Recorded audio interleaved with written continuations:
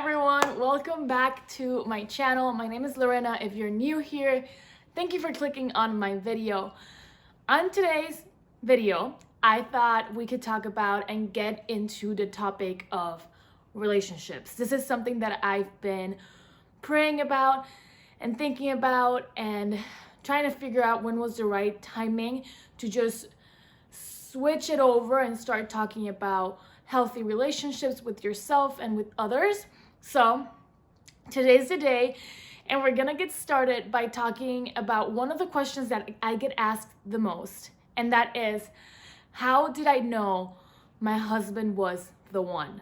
Before we get into this video, I want to let you guys know that there's a link in my description where you can schedule a call with me. We can hop on that call one-on-one, talk about anything and everything. I want to help you create the best version of yourself that is worthy of a healthy, positive relationship, whether that is with boyfriend, girlfriend, friends, parents, whatever it is. I want to help you out. So click the link in my bio and schedule a call today. Okay, so like I said, the most asked question I ever get is, how did I know my husband RJ was the one for me? How did I know he was the man I was going to marry? And I narrowed it down to 5 top reasons. There's plenty more. These are the 5 big ones that were just no-brainers. He was the one for me. First one is that we've always had amazing communication between each other, and we were on the same page almost all the time. So when we started dating, we immediately started communicating with each other about our past relationships, what we liked, what we did not like, how we were treated in the past, and all that stuff. We were always communicating about the things that had happened to us in the past in order to make sure that our current situation, our current relationship was the healthiest we could make it. Some people might say, oh, why are you talking about your past relationship? Why would you bring those past experiences into your new relationship? But I knew, coming from an extremely toxic relationship, that I needed to put that information on his side and let him know what I had been through in order for him to know, I'm not taking anyone's bullshit. This is what I've been through, and I'm not going through this ever again. And if you're the type of guy that's gonna put me through this again, it's not worth it going through this. Obviously, that was not the response from him. I gave him everything. I told him everything, and he received it, and he did with that information what he knew he could do, and he has become the best person ever. And I think having that conversation at the beginning of our relationship really helped shape what we have today. The second one is that I knew I could always count on him. We started dating my freshman year of college, and if you've been to college, you know freshman year can be one of the hardest years because it's a lot of adapting, getting to know a new place. If you moved out of town. For me, I had moved 2,000 miles away from my hometown, Puerto Rico, and I had a handful of friends, and I met RJ at the end of my first semester. And after that, we started dating at the beginning of the second semester. But he was always there for me. I could always count on him, and I could count on him as well as his friends. I went through the hurricane that hit Puerto Rico with him, all the earthquakes. We've been together through this whole COVID. I always know that I can count on him. He always shows up for me. And not even just him, his whole family has always been there for me. And that was just one of the most amazing things to feel, is that he's there for me no matter what. And even on top of that, he was there for all of my friends. His whole family was there for all of my friends. So it was just a no-brainer that he would always have my back no matter what. Number 3 is that he always supports my goals. I think it was maybe a year or 2 after dating, I told him that I would never want to work a 9-to-5.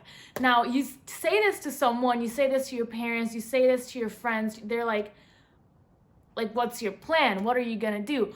But RJ just knew that there was a plan, even though I couldn't verbalize it, that I never would work a 9-to-5 because I can't do it. I can't physically or mentally do a 9 to 5. But he always trusted that I had a plan, and he supported anything I threw at him. And to this day, I come up with crazy ideas, crazy businesses that I want to start. And he's like, "Sure, go for it. I'll be here. Like, do it." And it just feels amazing to know that I have that support when it comes to my goals, because not a lot of people have that. Some people are just like, you have to have a 9 to 5 because this is what we need right now, and then it just completely blocks off that creativity that we all have in us. So I'm able to express myself creatively thanks to him being so supportive of my goals. Number 4 is that he respects me so much, as well as everyone we interact with. This was one of the first things I noticed about RJ when I met him. First of all, when I met him, and I feel like I've said this a couple of times, but the day I met him, I texted our mutual friend and I was like, I need to spend more time with him. Because RJ's energy, if you've ever met this guy, his energy is just so positive and it's so light, if you know what I mean. It's like you just want to spend more time around him because there's no stress, there's no,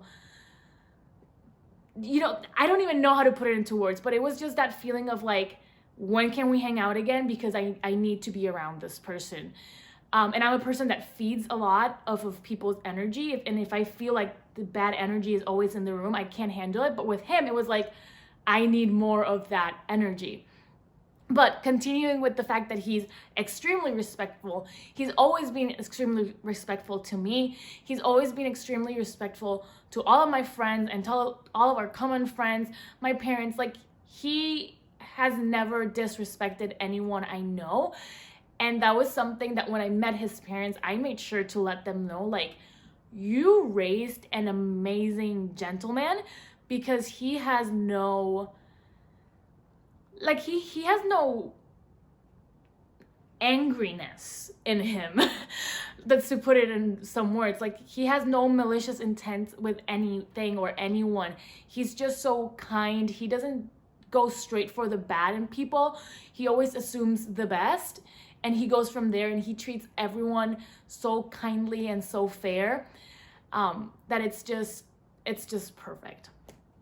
And then last but not least is that he listens to my fears and my concerns. And this goes back to that first sign that I knew he was the one, that we were often in communication. So my biggest fear was obviously to go back to an extremely toxic relationship.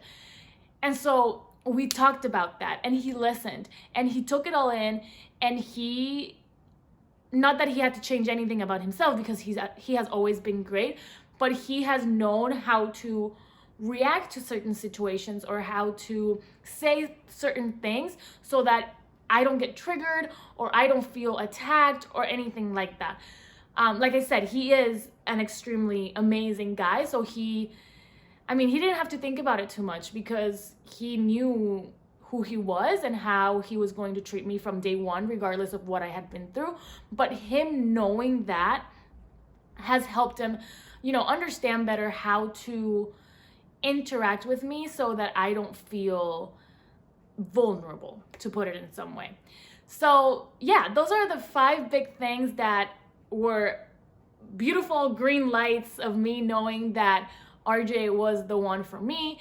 Obviously, we're married at this point, so it has been an amazing journey, and it has a lot to do with lots of communication and understanding and talking to each other, feeling our feelings, and being who we are, being authentic to who we are, and sharing that with each other. So if you like this video, make sure to give it a thumbs up, subscribe to my channel, and share this with a friend who you think might need it. And I'll see you guys in my next video. Bye.